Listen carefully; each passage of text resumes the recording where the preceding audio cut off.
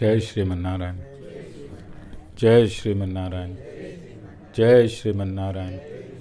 I pay my obeisances to my spiritual master, Srimad Jagadguru Sudarshan Acharya Ji Maharaj. I pay my obeisances to Lord Sri Ramanuj. I pay my obeisances to our Purva Acharyas. I pay my obeisances to our 12 Alvars. I pay my obeisances to Mother Lakshmi, and I pay my obeisances to Lord Sriman Narayan. I welcome all of you here physically at the Sri Narayan Dham in Durban, South Africa. I welcome those that's watching this discourse locally, nationally, and internationally. And I welcome in advance those that's going to be watching this discourse when it is posted on YouTube and the various groups from around the world subsequently. We continue on our topic of due diligence. When you attend a satsang where it involves a guru. So in this world, there are many types of gurus, and it is important that one makes absolutely sure when acquiring a guru that that guru is for real. Simultaneously, one have to make him or herself absolutely sure that that person who needs a guru or want to associate with a guru is also true. You can't have a malafide aspirant with a bona fide guru. Both must be bona fide. Your intentions when you acquire in a guru, you must be true to yourself as to why you want to associate with a guru. This instruction is not from the guru, but it is an instruction from the Supreme Lord Himself, Lord Sri Krishna. And I want to read out this verse. It's in chapter 4, and the verse is verse 34. This is a Vedic injunction, and Vedic injunctions is like gravity. Whether you believe in gravity or whether you don't believe in gravity, gravity is absolute. Similarly, whether you're going to believe in this injunction or not, it doesn't matter. This injunction does not depend on you. It is actuated in its own essence because it was spoken by the Supreme Lord. And whenever the Supreme Lord speaks, whatever is spoken is absolute. It is not necessary for that absoluteness to be verified by any living entity. Verification is not necessary when the Supreme Lord speaks. This verse, and I quote, "Know this by prostration, questioning and by service, full stop. The wise, who have realized the truth, will instruct you in knowledge." And this is why I'm saying it is very, very important, absolutely important, that when you join this satsang, make sure that you, in your own credentials itself, you are ready to take the path of the absolute truth. And on the side of the guru must be ready to accept you as an aspirant and it is a love relationship between Guru and disciple. The Supreme Lord. Why is the echo? Do you know how to remedy it? Then go look for Shawan. The Supreme Lord has created the system so that you do not need to be ignorant perpetually.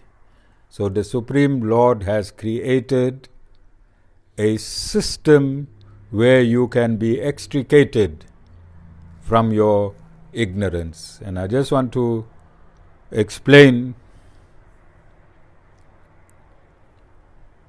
why we are here.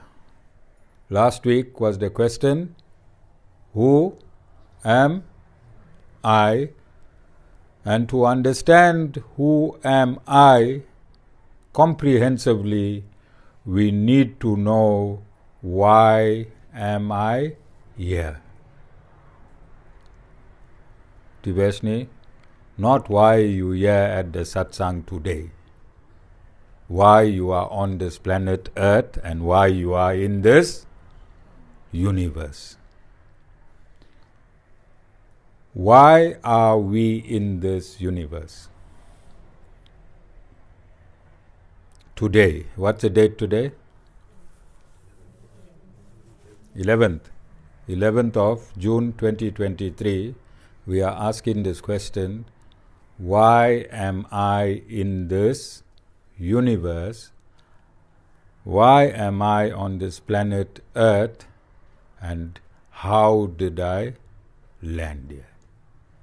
You think if we are here, we have a right to know this? Do we have a right to know this? We must know why we are here. These are questions we need to ask ourselves. Questions we need to ask ourselves. I said the most intelligent question in the world is, who am I? Then expanding your intelligence in this context, you need to know, why am I here? Why are you here today, Satish?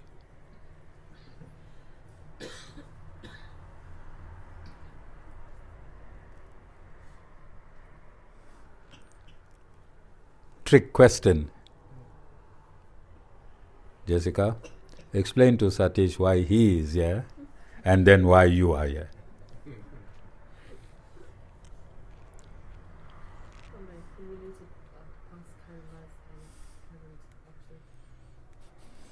Okay, let's understand what eternal means. It is mind-boggling and inconceivable. Yes? Eternal. The meaning of eternal is mind-boggling and inconceivable. Why? Why? And our experience, everything has a beginning. From the time you are born, you know everything has a beginning. Yes? The milk you are being fed has a beginning and an end. And as you grow and mature into realization of things that surrounding you, you see everything has a beginning and everything has an end, which means your mind is conditioned perpetually, understanding through observation and experience that everything has a beginning and an end. When you are born, you have grandparents. As you grow, you see your grandparents are gone. You know through that experience that no human can live forever. You know that through observation. Then as you become older, your parents leave you. And you can see through observation that nothing is eternal. Nothing lasts forever. You can experience it. Your happiness, how long do you be happy for? Abir? Up until just before you got married. He was a happy young man. As soon as you got married, after maybe 6 months, you realized the pain. Wasn't 6 months complete yet? Nothing is eternal. Avir bhai? Now you're just living in misery, faking it as married life. Avir bhai? You're in the ashram, you're in the satsang. You understand? Everything is fleeting in this material universe, yes? Even if you're happy like Avir bhai up until the day he got married, it is still, that 20 years or 25 years is still fleeting in terms of time. Yes? Then how can you conceive when the Guru is saying, using the word eternal? This is why I said it is inconceivable and difficult to comprehend, because through the conditioning of the mind, we do not believe that eternal bliss, eternal happiness is possible. Yes? Through our experience, our selves. It is for this reason, to uncondition the conditioned mind, to uncondition the conditioned mind, that the Supreme Lord has created verse 34 in chapter 4, so that the mind of ordinary people, which is conditioned into understanding that everything is temporary, the Guru has capacity to change that conditioned mindset. Because according to this verse, the Guru has seen the truth. And what is the truth? What is the truth that the Guru has seen that you need to experience and understand? What is that truth? That you are not this body. This is why as soon as you enter the Guru's domain, the very first question that should enter your mind is, who am I? And through a series of explanations which can last your entire lifetime, the Guru will explain how you can extricate that thought. It is merely a thought. I am the body is merely a thought. Yes or no? And the Guru can assist you in severing this thought, that I am the body, and the Guru can realign your mind into I am the soul whilst you are living in this body. You need to live in this body with the understanding that I, through my actions of a previous lifetime and successive previous lifetimes, I have acquired merits to have a human body in this lifetime. Through my actions in a previous lifetime and successive previous lifetimes, I have acquired merits to be awarded a human body in this lifetime. Is the awarding of a human body positive or negative in your evolution as a soul? Why?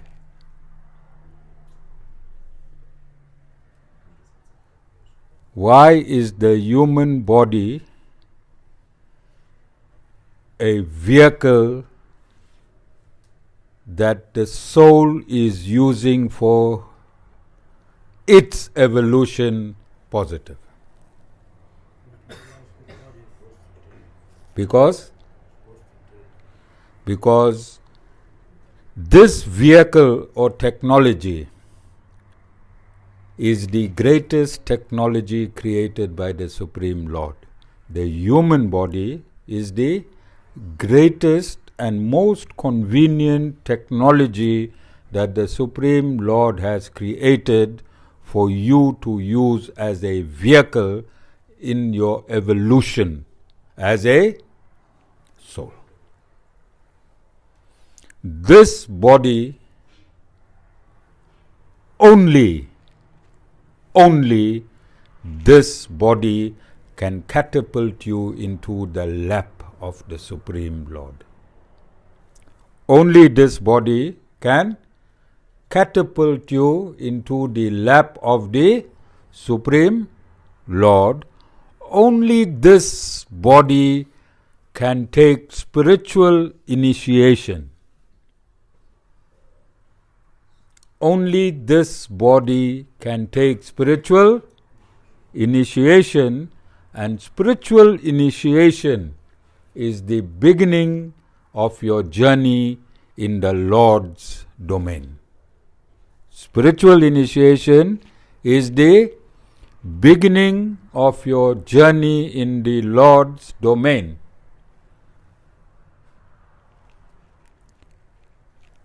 Which means, okay, let us look at Westville prison, because some of you live in Westville, and Reservoir is closest to Westville prison. Let us look at the prisoners in the prison. Why are the prisoners lodged in a prison? Because of their actions up until imprisonment. Yes? Because of their, whilst they were committing crimes, not all their actions were criminal. Yes? But those actions that were criminal got them lodged into Westville. The material universe, entire material universe is a prison. Entire material universe is a prison. Prison created by the Supreme Lord, circumstances created by you. Like the government, the prisoners do not build a prison. Does the prisoners build a prison? The government builds the prison, and the actions, the unlawful actions of human beings award them a stay in prison. Yes? They are merited a stay in prison through their unlawful actions. So if this entire material universe is a prison, then our unlawful or unrighteous actions, which is innately in the soul,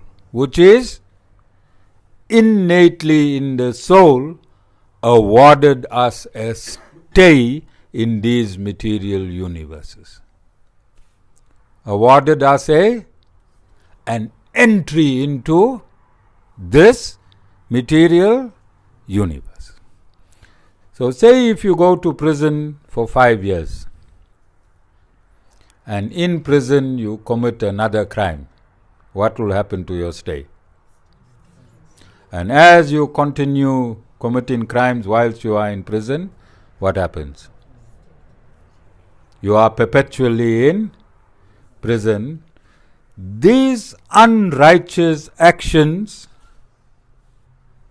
the seed of which is innately in every soul, these actions are desire and hatred. Desire and hatred. Who did not experience desire and hatred here at this satsang? Devashni, what you desire and who you hate?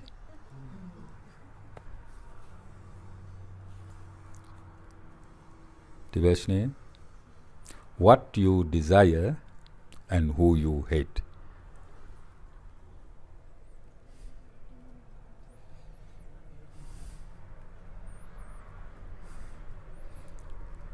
Devashni desires her total freedom and she hates her guru for denying her total freedom. Devashni can't go to nightclubs, she can't have Smirnoff ice. Her guru knows all the Smirnoff she tried to have in her lifetime. Her guru has banned her from all types of alcohol, cigarettes, nightlife, and a guru has imprisoned her mind in studying for metric. So naturally from her soul seed, her desires of freedom had been thwarted by the guru. So, Devashni, who you hate. And to punish the guru, she has brought a cat on the ashram premises.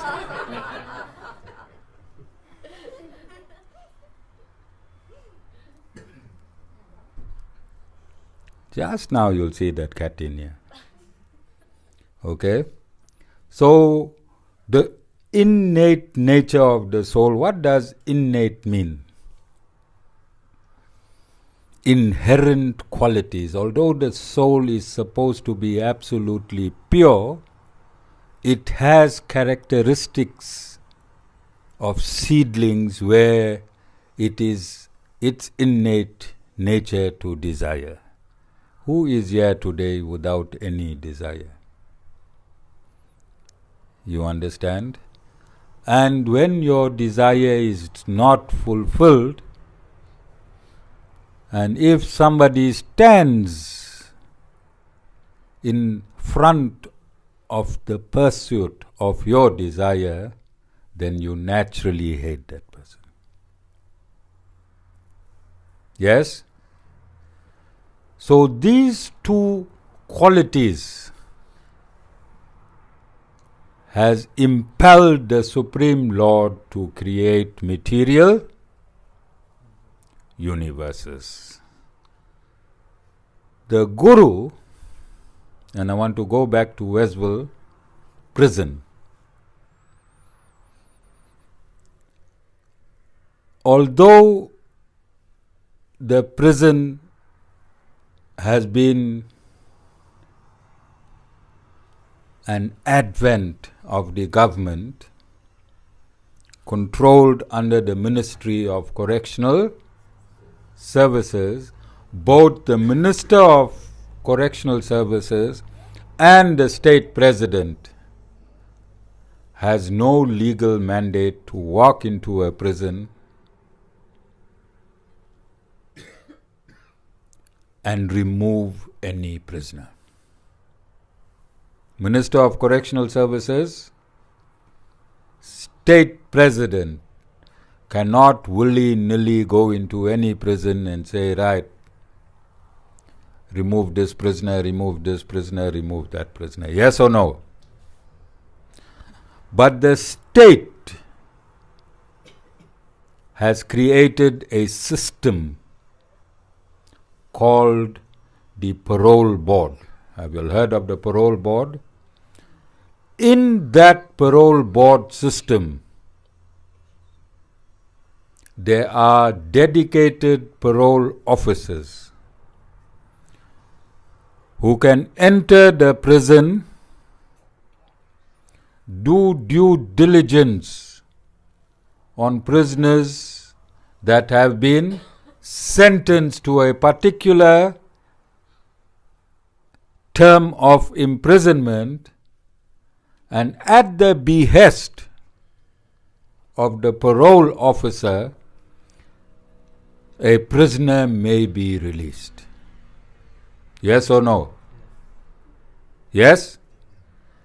Does that parole board officer, is he greater than the Minister of Correctional Services in status? Is he greater than the state president in status? Yet the state president cannot remove a prisoner, nor the members of the or Ministry of Correctional Service remove a prisoner. And this is the biggest confusion in Sanatan Dharma in regards to our Sanatan Dharmis. Because they say, how can a guru be greater than God? You heard Hindus saying this? How can I touch the feet of a ordinary man? You heard them say this? Because God has given the guru mandate which supersedes his own status to retrieve his aspirants from this material prison. And this is why you see whoever diligently joins an ashram where there is a bona fide guru, their life changes immediately. Why? Guru has mandate to change your destiny. Your destiny is your prison term in this material universe. Yes or no? Your destiny is your punishment in this material world. Yes or no? So how does a parole board work? Does a parole officer just walk into prison one day and say, right, Avesh, you are out of your misery now, out of this marriage? Aware? Or it's a process? It is a process. That parole officer need to start a relationship with the prisoner, need to open a file, and need to teach the prisoner how to behave in prison, and dependent upon the prisoner's behavior, that prisoner, after due diligence, now comes out on parole. Then coming out on parole is another process. Yes or no? And when that process has been successful, then a prisoner is set free. Yes? So similarly, a guru engages you whilst you are still in your destiny, still imprisoned in your destiny, and then as per your behavior with the guru, you can be released permanently from your destiny. And that permanent release from your destiny is called liberation. But it is a process that can take one lifetime or millions of lifetimes. Many of you are seated here in the presence of the Guru. You do not know how many billions of lifetimes we have seated ourselves like this. You do not know how many billions of lifetimes we have seated ourselves like this. These children are proof. Yajvan do not understand spirituality at all, never read the Bhagavad Gita in this lifetime, is only 4 years old. What connection does he have with the Guru from the first day that he entered this ashram? In fact, he brings his parents and grandparents to satsang every week. 4-year-old. Had it not been for him, his parents, his dad would have been saying cheers at this point in time, 20 to 12 on a Sunday with his cousins. Alright? It is this 4-year-old child, he just turned 4 a few months ago. How is that possible? How is that possible that a 4-year-old child is responsible for bringing his parents and grandparents to service? How does this 4-year-old child understand that satsang is number one in anyone's lifetime? God first. How does this child understand Guru first, God first? How does he understand that? And he can sell anyone out in his family to the Guru. He can't be bought, he can't be bribed. When he walks in here on a Sunday, he can tell you what his dad ate for breakfast before coming to satsang, without any fear or favor. It is this past lifetime experience that is embedded and recorded on the soul. All of you understand? So this is the scientific evidence. And not only him, there are other children not here at the moment because of being ill. There's about 3 of them or 4 that can fight for the Guru. There's another boy, 5 years old, and his mother was doing a ritual at home, Katha and Chanda. And that Panditji was dressed just like the Guru, and the mother said, "That is Guruji." And he said, "No, that is not my Guru." He was very, very upset when his mother introduced the Pandit as his Guru. Alright? How is it possible? He only saw me 5 times in his life before this encounter. How is that possible? And there are other children that's in this satsang who will also, when they come to the satsang, in the first millisecond, they are attracted to the Guru. First millisecond, and they are all 4 years old. So the Guru could not have bribed them. And I make sure for the first 5 or 6 satsangs, I don't talk to them. I don't embrace them. I even don't look at them. But their intensity towards the Guru, the relationship, cannot be measured. How is that possible? Only because of a past life relationship which the 4 years old can still remember and feel. You understand? So this, what we call satsang, is more scientific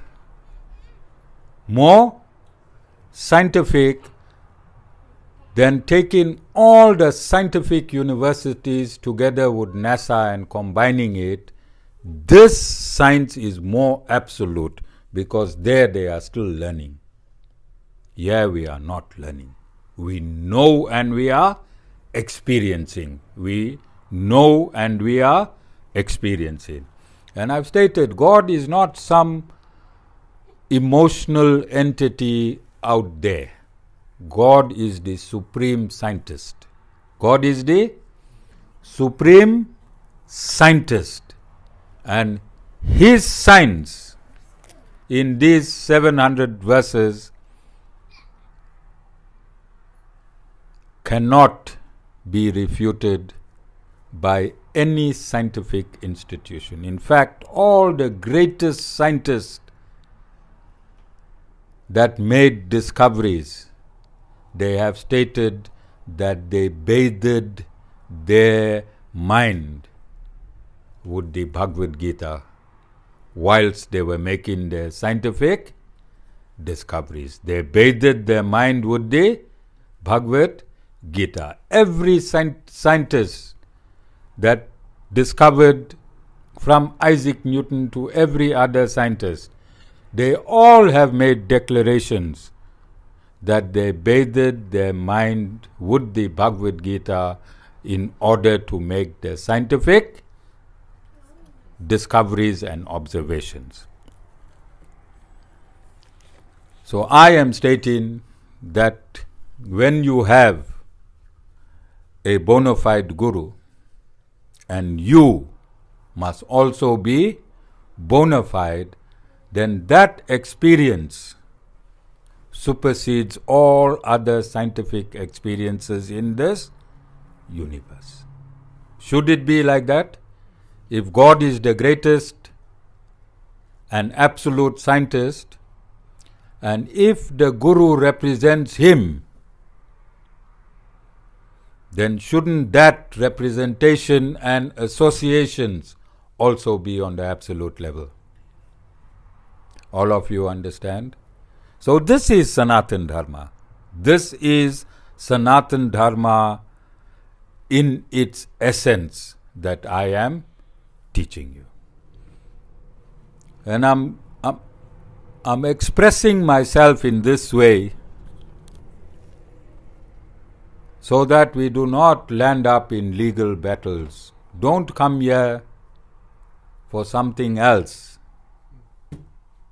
Don't come here for something else, and when I don't give you that something else because it is not allowed in the system, then you go out now in the public domain and call me a fake guru. You understand? Because you couldn't get something that you think there is anything in the world that the guru can't give you? You think there's anything in this world that the guru can't give you? Aware?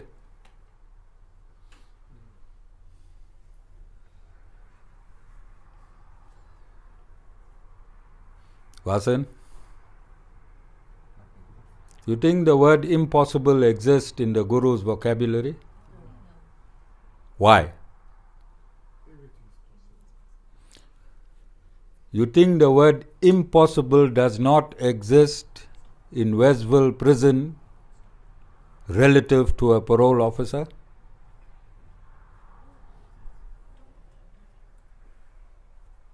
If you're a prisoner and you are associated with a parole officer in Westville, then the word impossible, you think it exists there? Why? It is within the domain of the parole officer to make your impossible imprisonment become yes? So similarly, if that can happen in prison, you think it can't happen here in the ashram?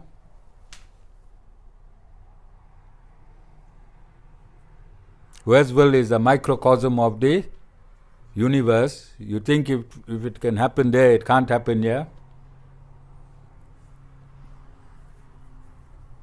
Aware? I know I'm failing in making Satish Bhai a vegetarian. He persists on his chicken.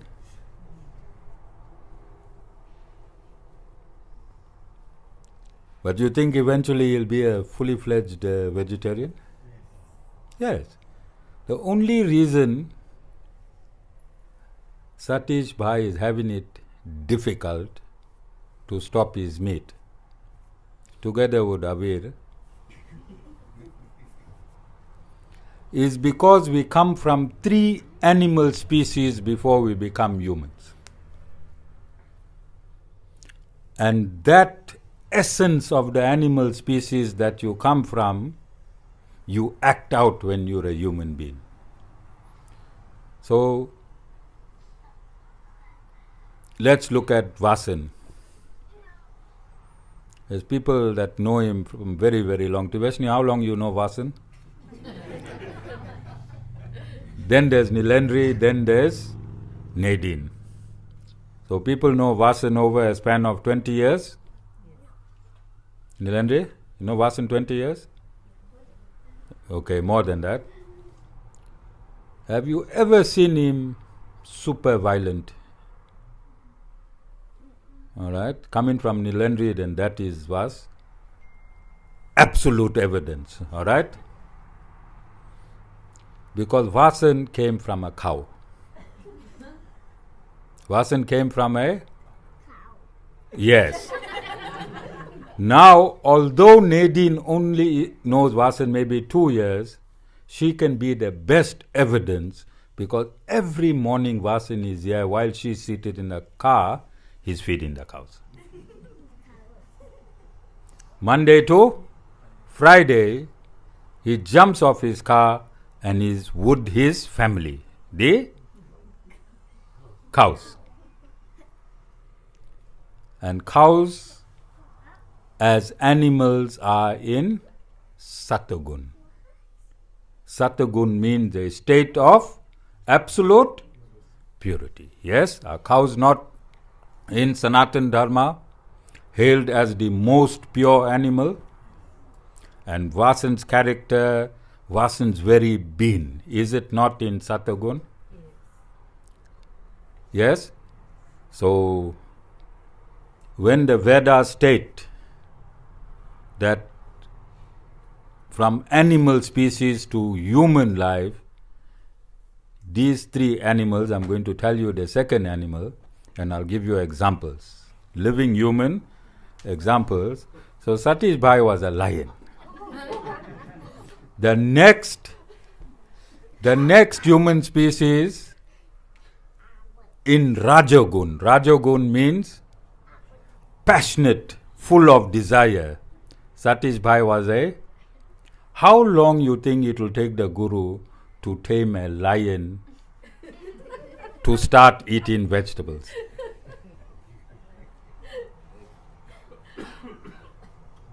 All of you understanding? So Avir, you also come from the lion family, and this is why now and again you had to devour a chicken before coming to satsang. That was the lion feeling. You knew you come into satsang, but the lion feeling overwhelmed you. Alright? And we have the greatest Indian since 1960 in South Africa currently living today. It's in the public domain.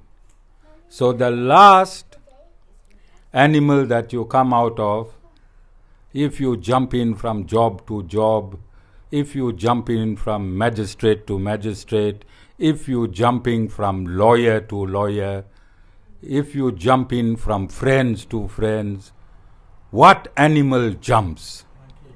Monkey.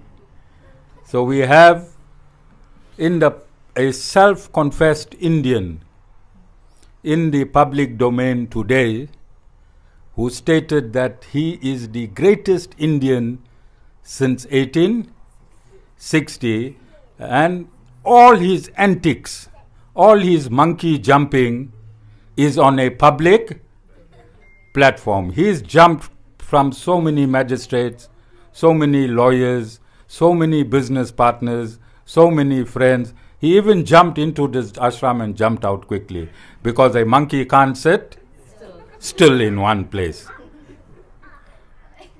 All of you understand?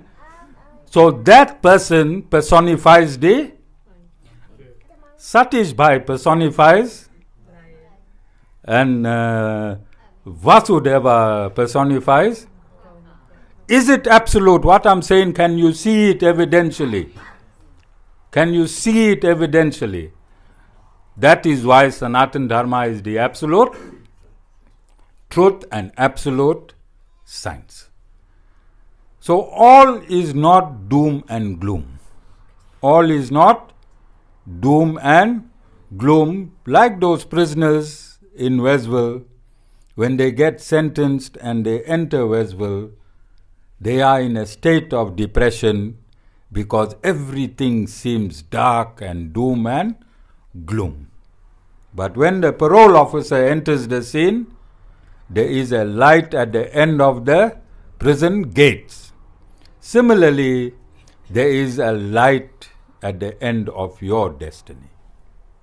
There is a light at the end of your destiny, and that prison gates within which you are prisoned or imprisoned, the Guru has all the keys.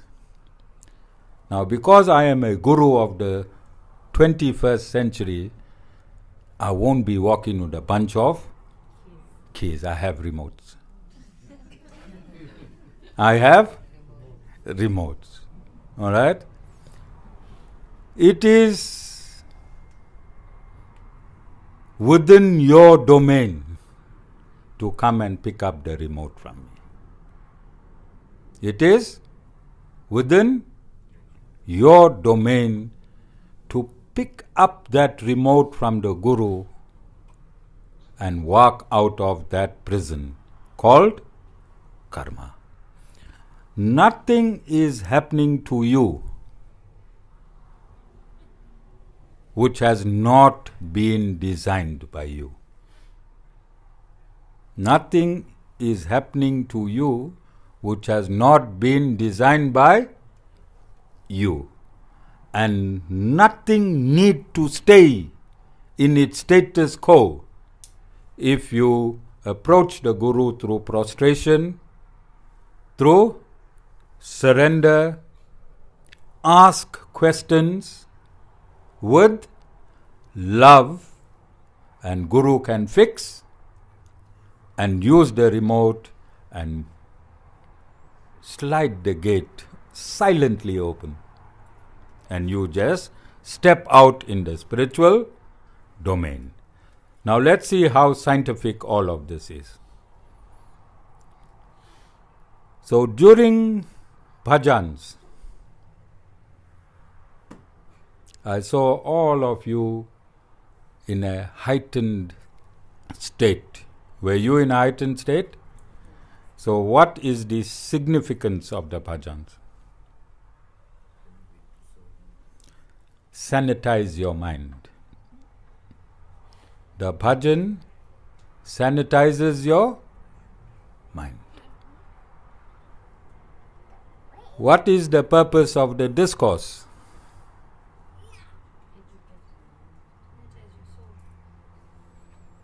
The discourse nourishes your soul. This talk that I'm giving you, in the depths of your very being, you are saying yes. Then your body is saying yes. In the depths of your very being, there is now an understanding on, a semblance of an understanding on who am I, where I came from. Yes? You'll go out and forget it just now when life catches you on the outside. Right here you are in full cognizance of what I'm saying. Out of the Guru's gate, 99% will be forgotten. But that 1% is important. You can retrieve that 1% or the 100% of this discourse any time from this week to next week. When you see a monkey, And this monkey has gone so great, he's doing quite a few shows around South Africa. You can buy a ticket. Early bird, I think, is 120 Rand. Or you can maybe go to one of the outlets. Avir Bhai, you still eating meat, you and Satish. Go buy some mutton bunnies and you'll get complimentary tickets. Then the hall can get full and you can see a monkey. And you can see a real monkey acting. Okay?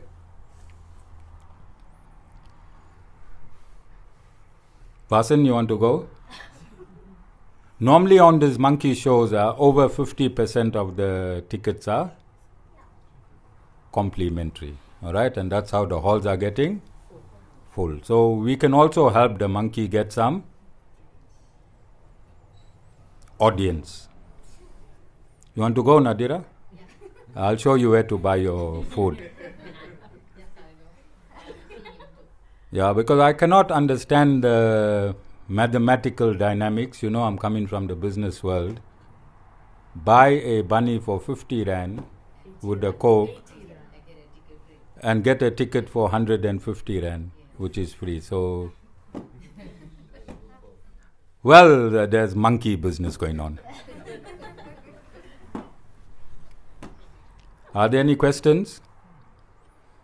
So, we sing bhajans to sanitize the mind. You hear transcendental discourses to enrich the soul. You eat food offered to the Supreme Lord to sanitize your gross body. And you put a small donation. But I'm not about money, but you put a small donation to sanitize your prosperity. Is it scientific? Yes. Because where is your money coming from? You don't know whether it was in a murder, robbery, rape, the consciousness of the last person that touched your money. Is money energy or not energy? That paper, is there energy in that paper? Yes. That metal, is there energy in that metal? What are the two types of energy we get? Positive and negative.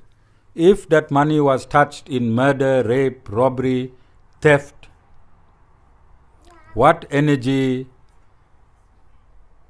is embracing that money? When that negative money combines with your other money within you, what happens to the consciousness of all your money? When money is negative, is there prosperity? So when you give a donation, you are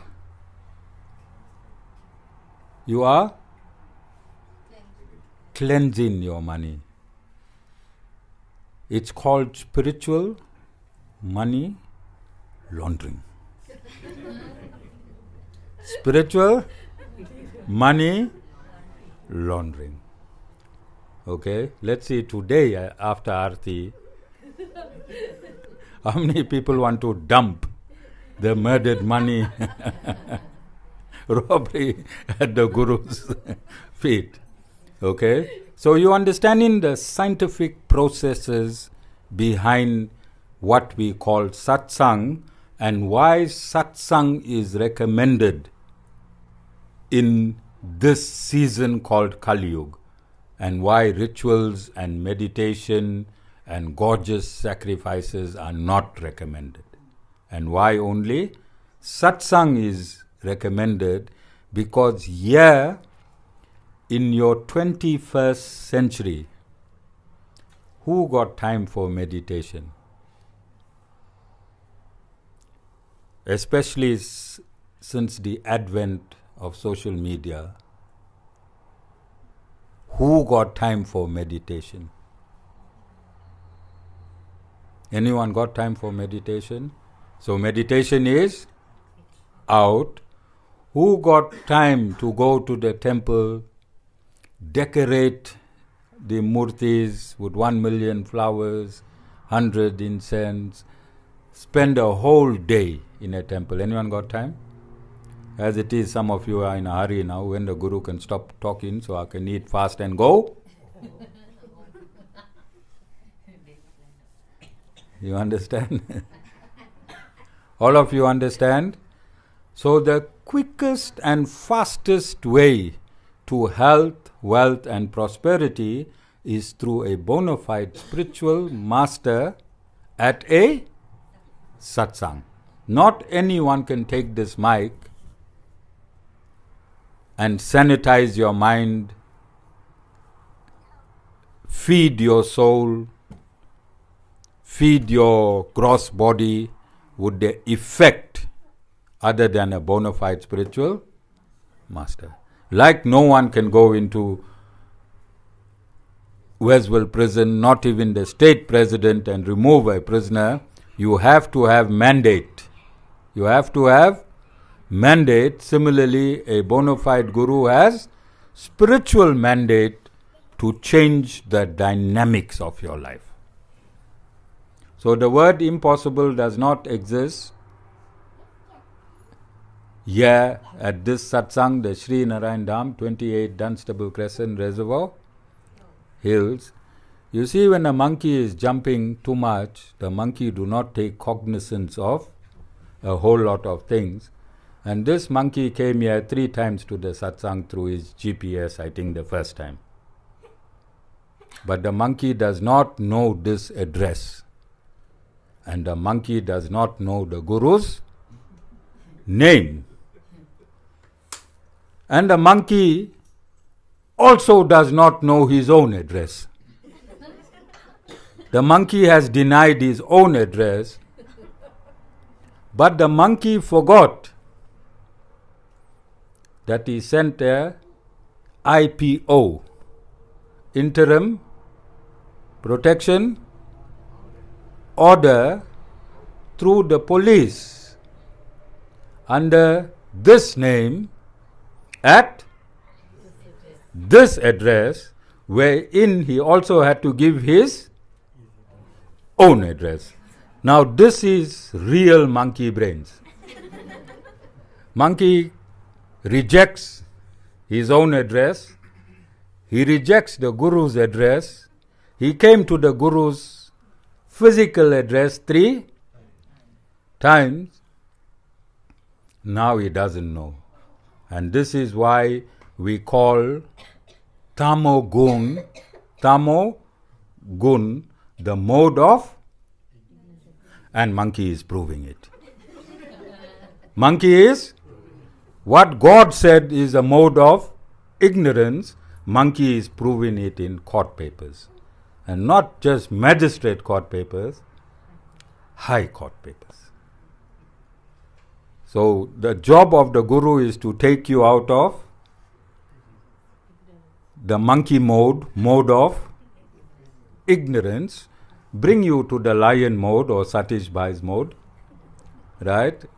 Then from the mode of passion to the mode of purity, Vasudeva's mode, cow mode. Alright? So Guru's job is to take you out of monkey mode, put you in lion mode, and subsequently take you out of lion mode and put you in cow mode. But unfortunately, one monkey escaped from this. Guru's ashram. Jai Shriman Narayan.